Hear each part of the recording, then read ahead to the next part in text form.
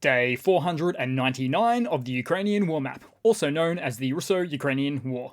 Chelsea here, and today is another update as I take a simplified and down-to-earth approach to some of the most important happenings on the ground in Ukraine. So starting off, we'll take a quick look at those Russian losses, as currently Russia is sitting on more than 232,000 military personnel losses. Then as for hardware losses, 2 tanks, 12 APVs, 20 artillery, and a whopping 4 air defense systems. So not a lot of tanks, and not because Russian tanks are indestructible, far from it. So shortly in this video, I'll provide a little bit of an insight into why that figure is the way that it is right now.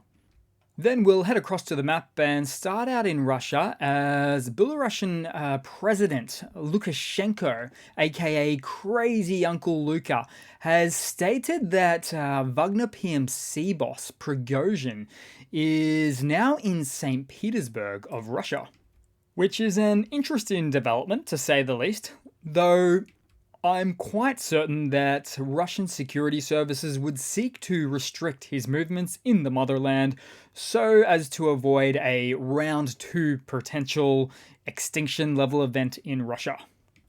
Although Prigozhin may seek to use some of those hilarious disguises that we saw just yesterday as he sets his sights back on Russian Defense Minister Shoigu, which it's been widely reported now that these two simply don't get along very well at all. But only time will tell what will happen to Prigozhin and if he is indeed in Russia. But I can't imagine the outlook for him would be any good whatsoever. Oh, and oddly enough, Uncle Luka also stated that there are currently no mercenaries of the Wagner PMC in Belarus. But then as a follow-up statement, he said that the Wagner forces in Belarus could be used for the defense of the state as a condition of their deployment. So these are somewhat fairly conflicting statements, which Crazy Uncle Luka is no stranger to, the bizarre rants that he busts out from time to time. Then we'll head back across to the Ukrainian map today. So air defenses were active overnight again, this time largely against Russian drone attacks in the locations of Kyiv, Mykolaiv, and near Kryvyi Rih as well, as Russia continues its senseless and fear-mongering brutality tactics on the Ukrainian people. Then in the north of Ukraine today, Russian artillery shelled a near to the border railway station there in the Kharkiv region. So this station, which I'll find here, is pretty much end of the line, though it may have been hit due to Russian paranoia about a later Ukraine invasion into the neighboring Russian Oblast region. Or in my opinion, sometimes the Russian army don't even know what they're hitting. Then we'll head across into the Donbass today, just briefly, as visual map updates are becoming more consistent with yesterday's reported gains. So we'll zoom right in there and pull up the date map once again. So we're on today, switch back to the yesterday's available data, and then move back again. So you might have noticed there, particularly in the south at Klishchivka. So zoom right in here. As you can see, the AFU is now enveloping that settlement. A small settlement, really, but with political significance for both sides nonetheless, as the AFU have now consolidated the gains both north and south of the settlement, as they really do confidently look to take it back sooner or later. Then we'll move down across to the southern fronts today. There's no changes on the Velika Novosilka axis, which is right around here.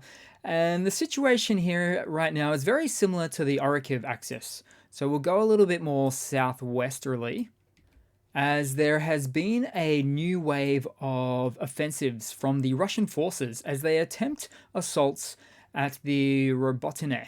So here we go, front contact point right there. So Russia sent some reinforcements here recently, seemingly understanding that this is a pretty critical contact point on the entire front lines. Because if Ukraine got the upper hand in this region, they would dissect and remove Russia's land bridge, from east to west, which would almost single-handedly cause Russia to lose huge swaths of land and become very, very vulnerable on the Crimean front. So, as a result of Russian reinforcements now placed here, we're likely to see Ukraine switch to some more classic, tried and true approaches to the battlefield now, changing the scene to more of an attritional meat grinder situation, which protects land gains and certainly protects lives. Well, Ukrainian military personnel lives. So I'd expect that this location is to remain relatively unchanged in the upcoming days. But what never stops is the destruction of Russian hardware in this region, such as this Russian tank recently in the region cooking off with an additional drone angle showing the ensuing explosion, displaying the faulty design of Russian tanks. Reason being, Russian tanks are not designed to be hit. Well, not really, as ammunition chambers are not distinctly separated or isolated in the way that you find for your standard NATO tank.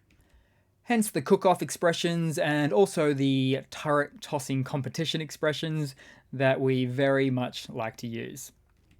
Then we'll move across to the neighboring Russian-occupied Kherson South Bank. So Ukrainian units continue to harass Russian positions with success.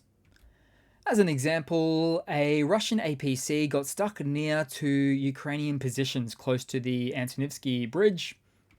And just today, in fact, a Russian channel claimed that Ukraine would cross the Dnipro River in 5 different places in the near future.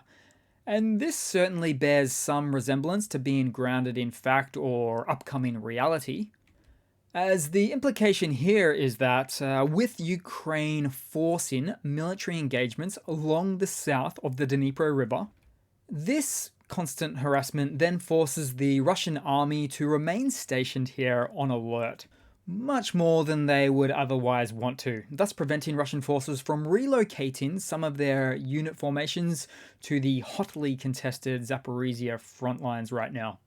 Then we'll head across to some news. It is going to be a bit of a smaller video today, I believe, but starting off with some hardware updates. So, a cheeky video of a UK Challenger 2 tank spotted somewhere in Zaporizhia.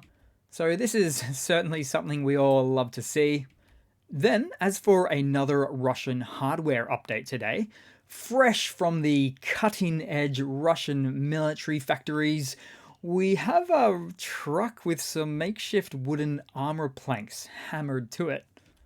I mean, sure, you'll potentially save yourself from the impact of light shrapnel or debris, but it's no Challenger 2 tank, is it?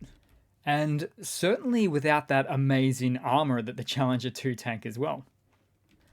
Then in some other news, various sources now claim that Ukraine has now reached military hardware parity on some metrics with Russia. So this chart shows pre-war volumes in black and current inventories in blue, and my potentially undiagnosed ADHD and or autism makes it somewhat difficult to read this data, or maybe it's just the way it's presented, but the point being, some estimates have it that Russia has just 1,400 tanks left available, whereas Ukraine has now 1,500 tanks available. Also, it shows that Ukraine is catching up in terms of heavy guns and multiple launch rocket systems too. Now, take these figures with a grain of salt if you like, but the overarching point here really is that Ukraine will inevitably overtake Russia on all of the above noted metrics, as Russia's industrial capacity is just insufficient at best and completely shot at worst, with labor shortages, material and international supply chain component shortages, financial budget shortages, just to mention a few concerns for them, which has in turn caused Russia to pull out defunct 70-year-old Soviet-era T-55 tanks to try and help their cause. So 16 months of war has really brought Russia to their knees as a global military superpower, and I'd love to say that in quotes. It's embarrassing. Then, in some other news, the Russian ruble has recently reached parity with the euro, but there is nuance. So, the devaluing of the Russian ruble means that a single euro is now worth, or more than, 100 rubles. Not that many countries want to trade with Russia now, anyway. Now, the pros and cons to this. Well, the pros would be for Russia that it makes Russian trade more competitively priced on the world stage, but due to worldwide economic sanctions pretty much on Russia, no one is buying much of anything from Russia anymore. And so, as for the cons, well, there's many, but increased import prices for Russia, increased inflation within Russia, debt repayment challenges to other nations because of the devalued currency of the ruble, and just the potential for spiraling economic instability in Russia. Which all very much reminds me of Venezuela, who had somewhat recently had so much inflation, I think it was something like 4,000%, that they started weighing money by the pound to achieve any value out of it. But point being, in the end, the economic outlook for Russia gets dimmer by the month. Then in some more news, Ukrainian President Zelensky is currently doing the rounds visiting Bulgaria, the Czech Republic, and soon to be Turkey, as he drums up support for Ukraine's entry into NATO, but also for support in Ukraine's defense against the dark arts. Whoops, my mistake. Ukraine's defense against Russian aggression. And so the fact that Zelensky can walk into almost any country unimpeded is in absolute contrast to Putin, who is literally a wanted man for arrest by the International Criminal Court, or by The Hague. And if he sets foot in any one of those 123 member states, then those countries have to arrest him, including Turkey, Bulgaria, and the Czech Republic, or Czechia, who are all signatories to the Rome Statute of the ICC, thus legally obliging them to cooperate with that ICC court order. So you can't be much of an international leader if you can't travel internationally. Which is all just another reason why we call Putin a bunker boy.